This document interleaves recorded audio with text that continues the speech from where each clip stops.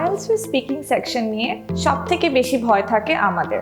আজকে এই ভিডিওর মধ্যে দিয়ে আমরা স্পিকিং সেকশনের কিছু পয়েন্টস ক্লিয়ার করার চেষ্টা করব, কিছু হেল্পফুল টিপস শেয়ার করব যেটা আপনাকে আপনার কাঙ্ক্ষিত স্কোর পেতে সাহায্য করবে।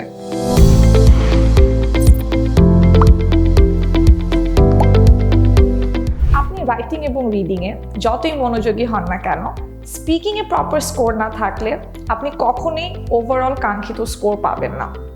স্পিকিংয়ের ক্ষেত্রে আপনি সঠিক উত্তর দিচ্ছেন নাকি না এক্সামিনার সেটা পরীক্ষা করেন না।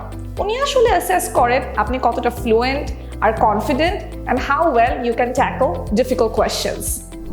IELTS স্পিকিংয়ের ক্ষেত্রে সবথেকে কার্যকরী এবং ইম্পর্টেন্ট টিপস হলো আয়নার সামনে দাঁড়িয়ে ফ্লুয়েন্সি এবং প্রোনাউন্সিয়েশন প্র্যাকটিস করা।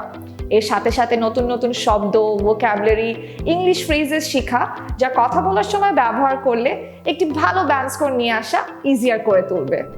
For more videos like this, please like, follow and subscribe to our Facebook, Instagram and YouTube channel. Bye!